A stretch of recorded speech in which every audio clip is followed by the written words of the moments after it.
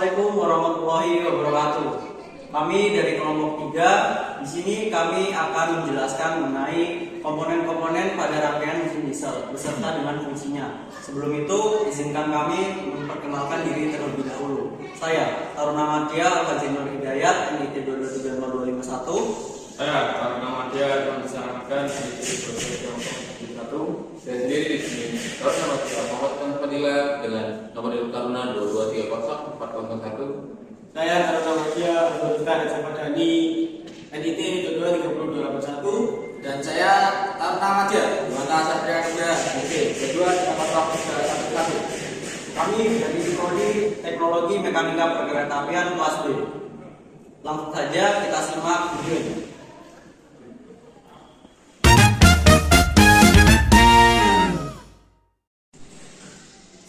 Ya, jadi di sini ada mesin diesel yang masih menggunakan sistem pompa sederhana atau injection pump.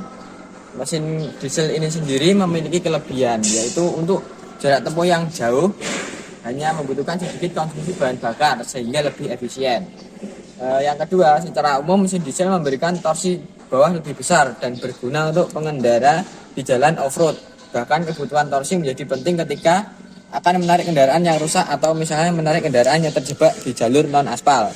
Sama seperti bensin, bahan bakar solar juga mudah diperoleh di setiap stasiun pengisian bahan bakar umum atau SPBU baik di luar maupun di dalam kota. Kemudian selain kelebihan ada juga kekurangan dari mesin diesel sendiri, yaitu salah satu kelemahan yang pasti dimiliki mesin diesel adalah suara yang lebih berisik yang dibandingkan dengan mesin bensin. Kemudian injektor pada mesin diesel, jika injektor ini tercampur air, maka jenis atau partikel lainnya maka akan mudah bermasalah. Hal tersebut disebabkan oleh delivery valve atau injection valve di bagian injektor pump yang mudah tersumbat bila terkena tekanan air dan akan membuat karat. Yang kelemahan yang ketiga yaitu akselerasi mesin memiliki respon yang lebih lambat dibandingkan mesin bensin. Namun dalam perkembangannya telah banyak pabrikan mobil yang mengaplikasikan turbocharge atau supercharge untuk memperoleh tenaga spontan seperti ini, turbocharge.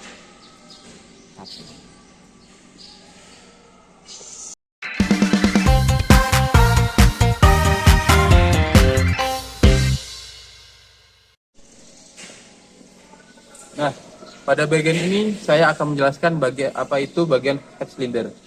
Di sini pertama head cylinder memiliki beberapa komponen. Yang pertama adanya di sini cover valve, dan untuk di dalam head cylinder tersebut adanya rocker arm, adanya push rod dan spring, dan tentunya juga ada valve ataupun katup itu sendiri. Juga di sini kita bisa dilihat adanya intake manifold serta injektor, serta yang terakhir adanya yaitu adalah kita bisa lihat di sini adalah exhaust. Di sini pertama untuk di bagian head cylinder pertama ada cover valve, di mana cover valve ini berguna untuk menutupi ataupun menghalangi keluarnya oli ketika oli melumasi bagian head cylinder tersebut. Nah, di sini pula adanya push rod. Push rod tersebut berfungsi untuk meneruskan tenaga dari camshaft yang akan diteruskan kepada rocker arm, dan rocker arm tersebut di sini kita bisa lihat juga rocker arm adalah untuk menekan spring dan valve tersebut. Nah, di valve ini bisa lihat di bagian valve ada spring dan valve, di mana spring untuk meneruskan tekanan dari rocker arm dan valve akan membuka. Nah, di sini juga adanya intake manifold, di mana intake manifold tersebut berfungsi untuk mencampurkan udara dan bahan bakar. Nah, tentunya udara di sini yang saya maksud adalah bukannya campuran udara dan bahan bakar. Di sini untuk mesin diesel adalah udara yang masuk dan bahan bakar akan disemprotkan oleh injektor. Dan di sini juga adanya exhaust exhaust manifold. Nah, exhaust manifold ini adalah tempat pembuangan sisa-sisa gas pembakaran yang telah dibakar dari di dalam ruang bakar dan akan dibuang melalui exhaust manifold di sini. Ya, sekian dari saya. Terima kasih dan kita bisa lanjutkan kepada yang akan menjelaskan.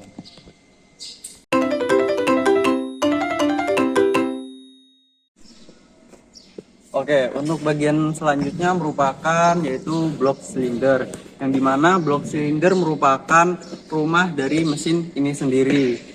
Blok silinder terbuat dari cast iron dengan paduan aluminium, yang dimana dengan maksud tujuan untuk mengurangi beban dan bobot dari mesin ini tersendiri. Kemudian bagian dari blok silinder terdapat yang namanya liner.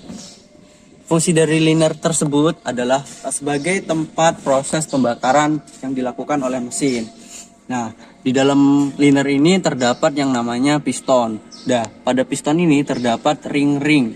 Di sini ada ring kompresor dan ada ring kompresi, dan yang di sini ada ring oli. Yang dimana fungsi dari ring kompresi ini merupakan sebagai untuk mencegah terjadinya kebocoran pada saat dilakukannya proses kompresi. Kemudian untuk ring oli sendiri fungsinya adalah untuk mengalirkan oli dan pembawa oli agar piston ini terjadi pelumasan. Kemudian untuk sistem pembakaran pada blok silinder terdapat 4 tahapan. Itu untuk mesin 4 langkah, dan terdapat 3 tahapan untuk mesin 3 langkah. Sendirinya untuk mesin 4 langkah, proses yang pertama yaitu proses intake. Proses intake yang dimana udara masuk ke dalam ruang kompresi, kemudian piston bergerak dari titik mati atas menuju titik mati bawah. Kemudian proses selanjutnya yaitu proses kompresi, yang dimana udara yang telah masuk di dalam ruang pembakaran akan dikompresi oleh piston. Piston akan bergerak dari titik mati bawah menuju titik mati atas. Udara akan dimampatkan. Selanjutnya yaitu proses pembakaran. Pada proses pembakaran ini udara yang sudah dimanfaatkan, kemudian bahan bakar yang telah disemprotkan oleh nozzle ini akan bertekanan tinggi dan bersuhu tinggi sehingga terjadi proses pembakaran, yang dimana piston bergerak dari titik mati atas menuju titik mati bawah. Selanjutnya yaitu proses buang atau exhaust. Dari proses buang ini piston akan bergerak dari titik mati bawah menuju titik mati atas, dan selanjutnya diulangi lagi untuk proses langkah-langkah pembakaran tadi.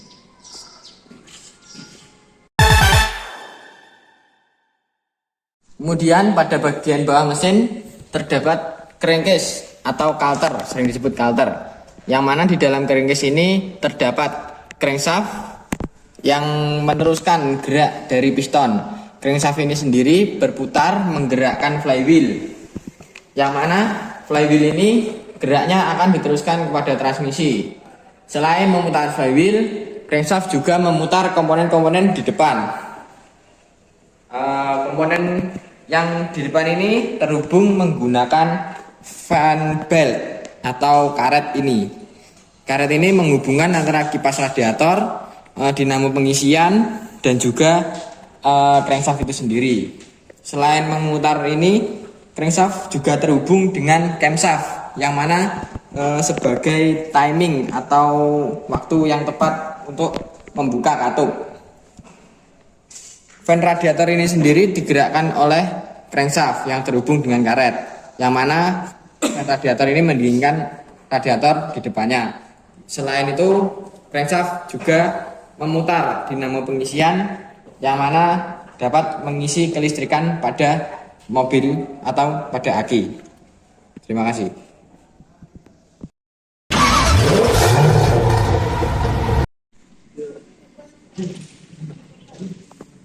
Ya, selanjutnya di sini saya kembali akan menjelaskan yaitu apa ini dengan komponen injection pump. Nah, injection pump di sini berfungsi untuk menyuplai bahan bakar, yaitu bahan bakar yang digunakan oleh mesin ini adalah bahan bakar diesel. Nah, kita bisa lihat di sini ada 4 titik atau 4 tempat sirkulasinya masuknya diesel tersebut. Nah, di sini terdapat ada selang 1, selang 2, selang 3, selang 4 yang akan disalurkan kepada injektor, yang injektor langsung terhubung kepada intake manifold. Nah, di sini juga ada bernama komponen governor. Nah, governor di sini inilah yang akan mengatur banyak atau sedikitnya bahan bakar yang akan masuk dan akan disalurkan kepada injektor yang ada di intake manifold.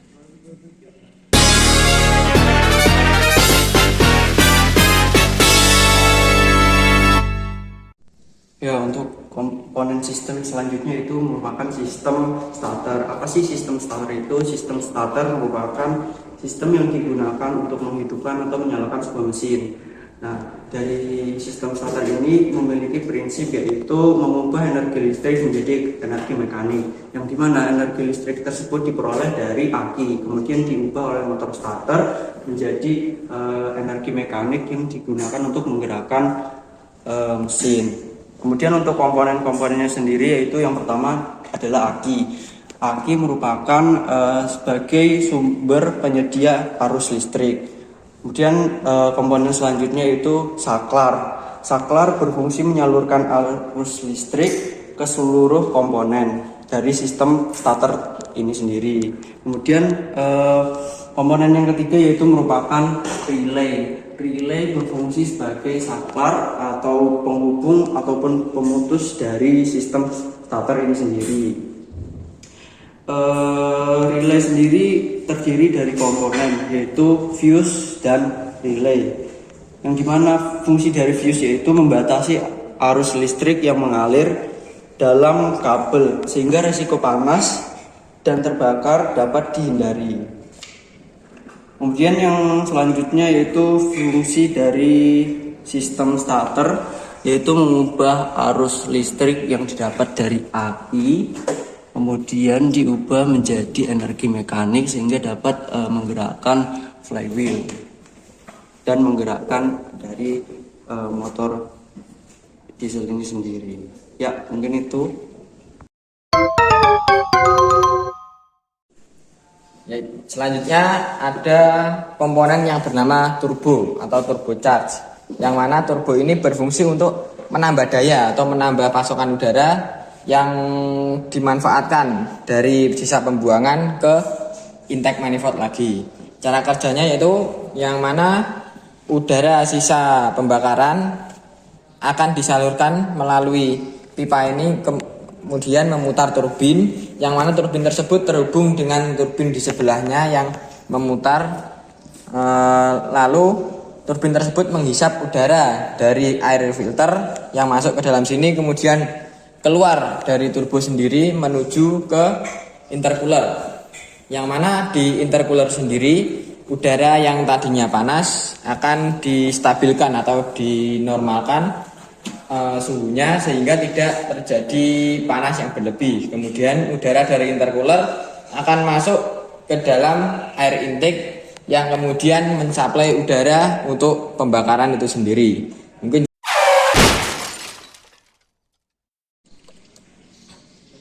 Selanjutnya adalah sistem pelumasan. Sistem pelumasan berfungsi untuk menjaga suhu mesin agar tetap stabil. Pelumas yang dihasilkan oleh sistem pelumasan ini juga dapat membantu mengurangi terjadinya keausan pada bagian-bagian penggerak mesin. Komponen pada sistem pelumasan yang pertama adalah bak oli. Bak oli di sini berfungsi untuk menampung oli. Nantinya oli yang melumasi mesin akan ditampung oleh bak oli.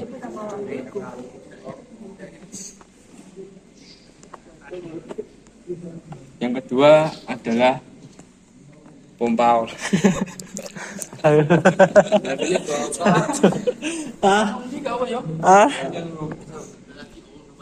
Langsung.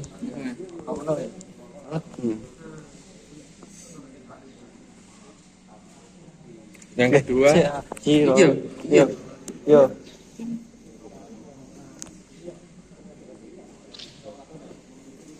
Yang kedua adalah pompa oli. Pompa oli bekerja dengan menghisap atau mendistribusikan oli pada komponen mesin.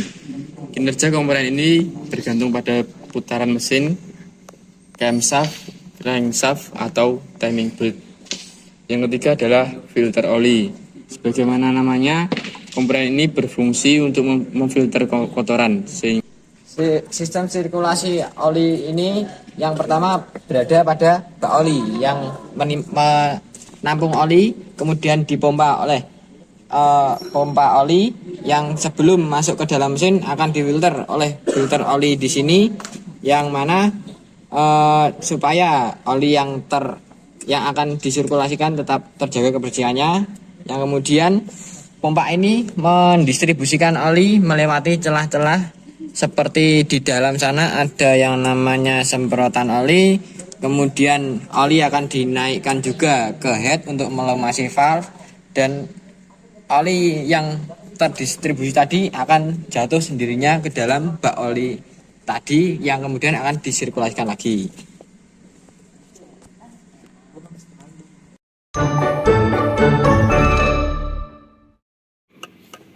Selanjutnya ada sistem pendingin daripada mesin. Fungsi dari sistem pendingin adalah untuk menjaga suhu kerja dari mesin agar tidak terlalu overheat ataupun terlalu dingin. Adapun komponen sistem pendingin yang pertama ada radiator. Radiator di sini fungsinya adalah untuk mendinginkan cairan pendingin yang nanti akan dialirkan ke mesin agar mesin suhunya tetap terjaga atau suhu kerjanya tetap terjaga. Kemudian di sini ada komponen kedua, yaitu ada kipas pendingin. Ini dari kipas pendingin adalah membantu mengalirkan udara dari radiator sehingga cairan pendingin dapat dengan mudah mendingin. Kemudian komponen berikutnya ada termostat. Termostat berfungsi untuk mengatur suhu cairan pendingin yang nantinya akan masuk ke dalam mesin agar suhu yang diperlukan cara mendinginkan mesin pas. Kemudian ada juga pompa air. Pompa air fungsinya adalah untuk mengalirkan cairan pendingin dari radiator ke mesin maupun dari mesin ke radiator. Selanjutnya sirkulasi dari sistem pendingin sendiri. Ya, sistem pendingin sendiri berawal pada di dalam mesin sendiri, yaitu pada water jacket di sini. Jadi pada water jacket ini terdapat cairan pendingin yang mendinginkan antara gesekan dari piston dan juga liner. Kemudian cairan pendingin ini terhubung dengan head cylinder yang di dalamnya juga terdapat water jacket yang mendinginkan head cylinder itu sendiri. Dari head cylinder itu nanti akan masuk pada termostat. Di termostat ini terdapat katup yang dapat merubah arah, yaitu ke bawah ini dan ke dalam radiator, yang fungsinya ketika panas berlebih maka termostat ini katup di dalamnya akan membuka jalur kepada radiator, yang kemudian air pendingin tersebut didinginkan oleh radiator. Ketika tidak terjadi suhu yang berlebihan, maka air tersebut akan dialirkan kembali ke dalam mesin atau ke water jacket. Di dalam radiator ini air didinginkan dengan kipas yang menyedot, tidak menyembur tapi menyedot. Dari radiator ini cairan yang sudah dingin akan dikembalikan lagi ke dalam water jacket. Demikian itu tadi adalah penjelasan unit mesin dari kelompok kami. Bila ada kurang dan lebihnya mohon dimaafkan. Wassalamualaikum warahmatullahi wabarakatuh. Terima kasih. Mudah beda bisa.